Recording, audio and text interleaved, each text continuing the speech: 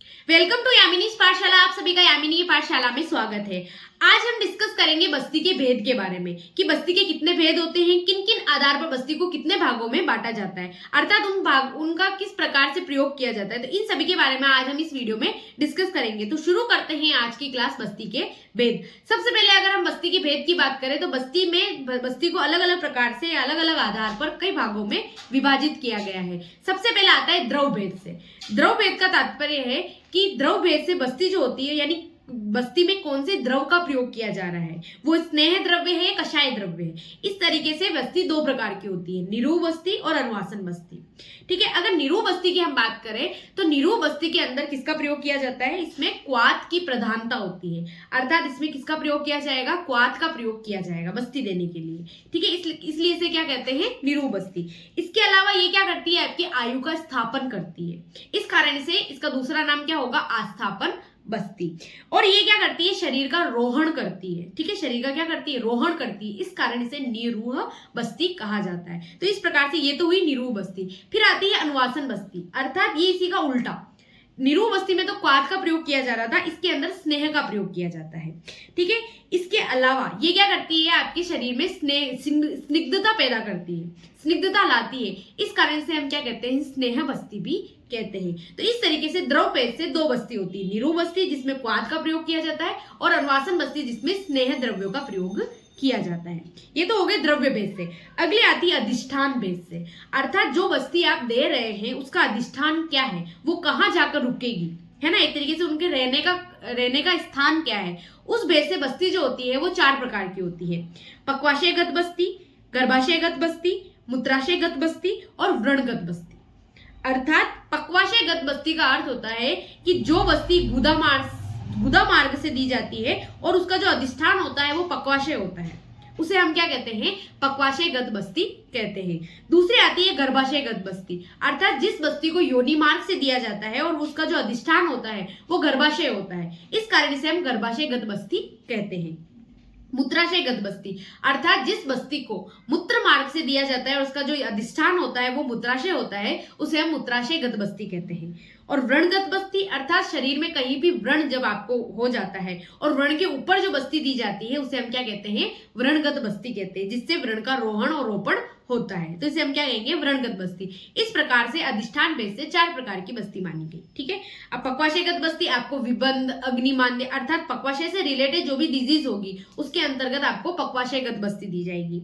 गर्भाशयगत बस्ती, यानी कि जिससे आपको गर्भाशय से रिलेटेड, ओवरी से रिलेटेड या यूट्रस से रिलेटेड जो भी डिजीज होगी वो सारी गर्भाशयगत बस्ती उसमें दी जाएगी।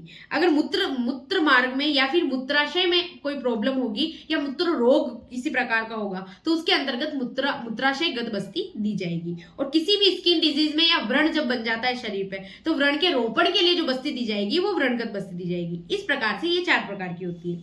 फिर अगला आता है संख्या भेद से। संख्या भेद से जो बस्ती होती है, अर्थात उसमें संख्या कितनी दी जा रही है, बस्ती की संख्या कितनी है, उस भेद से बस्ती जो होती है वो तीन प्रकार की होती है, कर्म बस्ती, काल बस्ती और योग बस्ती। ठीक है, अब कर्म बस्ती का अर्थ होता है कि जो बस्ती 30 मतलब लगभग 30 बस्तियां जिसके अंदर दी जाती है, इसमें बस्तियों की संख्या कितनी रहती है, 30 रहती है, उसे हम क्या कहते हैं, कर्म बस्ती कहते हैं। अर्थात इस बस्ती के अंतर्गत अनुवासन व निरूह बस्ती को क्या दिया जाता है, क्रमानुसार एक अल्टरनेट क्रम में दिया जाता है, यानी कि एक दिन निरूह बस्ती, एक दिन अनुवासन बस्ती, एक दिन निरूह बस्ती, एक दिन अनुवासन बस्ती, इस तरीके से 30 बस्तियां दी जाती है। अर्थात अगर हम इसे बात करें तो इस तरीके से इस बस्तियों को दिया जाता है, उसे हम क्या कहते हैं, कर्म बस्ती कहते हैं, और इसमें बस्ती की संख्या 30 मानी जाती है। ठीक, फिर दूसरा आता है काल बस्ती, अर्थात काल बस्ती की जो संख्या है वो 16 है, अर्थात वही निरूह और अनुवासन बस्ती है उसे अल्टरनेट क्रम में दिया जाता है, क्रमानुसार दिया जाता है, वो कहलाती है काल बस्ती।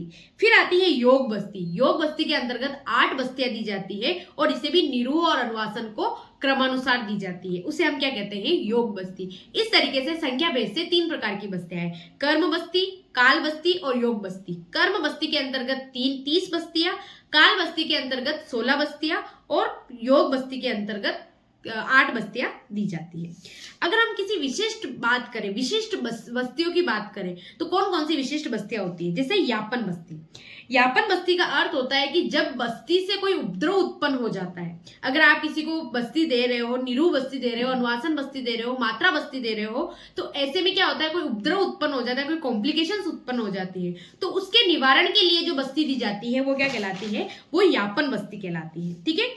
इसके अलावा यापन बस्ती का प्रयोग आयु, बल, व्रण, शुक्र, मांस वृद्धि के लिए दिया जाता है। यानी कि आपकी आयु को बढ़ाना हो, बल को बढ़ाना हो, व्रण को बढ़ाना हो या शुक्र को बढ़ाना हो, तो ऐसे भी आपको यापन बस्ती दी जाएगी। बस्ती देते समय उपद्रव निवारण, जैसे कि हमने बताया। दूसरी आती है सिद्ध बस्ती। सिद्ध बस्ती का अर्थ होता है कि किसी रोग विशेष के शमन के लिए, यानी आपको कोई पर्टिकुलर ऐसा रोग है, उसके लिए जब आपको कोई बस्ती दी जा रही है तो वो क्या कहलाती है, सिद्ध बस्ती कहलाती है।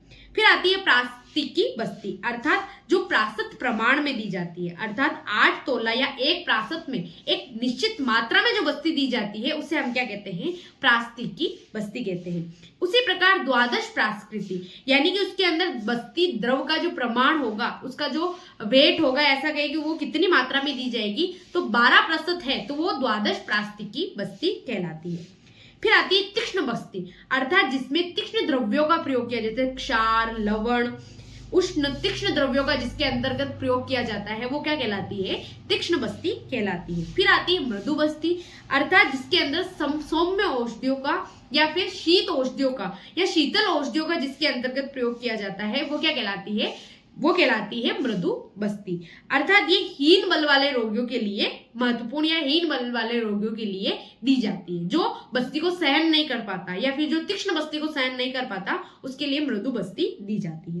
फिर आती है पादहीन बस्ती, अर्थात प्रास्तिकी से चौथाई भाग कम करके दी जाने वाली बस्ती। यानी कि जो हमने प्रास्तिकी की, यानी कि 8 तोला जो पड़ा, उस 8 तोला से एक चौथाई भाग में जो बस्ती दी जाती है वो कहलाती है पादहीन बस्ती।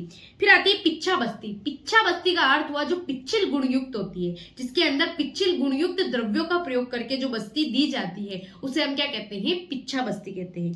अर्थात इसका प्रयोग आपके शरीर में दुर्बलता, आपके शरीर में अर्श, अतिसार, प्रवाहिका आदि रोगों में जब आप जीर्ण हो जाते हो, अत्यंत क्षय आपकी अवस्था हो जाती है, उस रोगों में या इस अवस्था में आपको पिच्छा बस्ती दी जाती है। फिर आती है रक्त बस्ती, अर्थात जिसमें रक्त की कमी के कारण जो भी रोग होते हैं, या ऐसा कहे कि रक्त धातु की जब दुष्टि होती है उसके लिए जो बस्ती दी जाती है वो क्या कहलाती है, रक्त बस्ती कहलाती है। तो इस तरीके से हमने बस्ती के भेदों को और बस्ती की परिभाषा को अलग अलग तरीके से पढ़ा और उसके अंदर क्यों उसका दी जाती है, उसके कारणों को समझा। इसी के साथ इस वीडियो को हम यही खत्म करते हैं। मिलते हैं एक नई वीडियो के साथ, एक नई टॉपिक के साथ। आप मेरे चैनल पर नए हैं तो मेरे चैनल को सब्सक्राइब कीजिएगा। Thank you so much for watching. धन्यवाद।